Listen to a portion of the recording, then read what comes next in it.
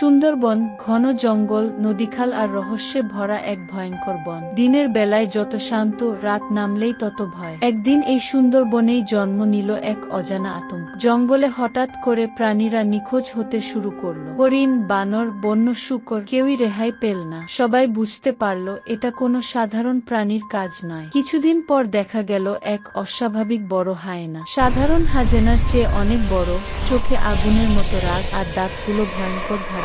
এক রাতে গ্রামের জেলে রশিদ মাছ ধরতে গিয়ে জঙ্গলের ভেতরে ঢুকে পড়ে। সে আর ফিরে আসেনি। পরদিন তার রক্তমাখা জাল দেখে সবাই নিশ্চিত হয় রশিদকে সেই ভয়ঙ্কর হায়েনা খেয়ে ফেলেছে। গ্রামে আতঙ্ক ছড়িয়ে পড়ে। মানুষ ঘর থেকে বের হওয়া বন্ধ করে দেয়। খবর পেয়ে পুলিশ বাহিনী জঙ্গলে যায়। গভীর বনে ঢুকতেই হঠাৎ সেই বিশাল হায়েনা সামনে এসে পড়ে। ভয়ঙ্কর গর্জনে পুলিশরা ভয়ে কাঁপতে থাকে। তারা কোনো উপায় না পেয়ে প্রাণ বাঁচিয়ে গ্রামে ফিরে আসে। গ্রামবাসীরা দিশেহারা হয়ে পড়ে। কেউই বুঝতে পারছিল না কিভাবে এই দুষ্ট হায়েনাকে থামানো যায়। তখন সবাই গ্রামের সবচেয়ে বুদ্ধিমান মানুষ শেয়ানা ঘুঘুর কাছে যায়। সব কথা শুনে শেয়ানা ঘুঘু বলে, শক্তি দিয়ে নয়, বুদ্ধি দিয়ে একে হারাতে হবে।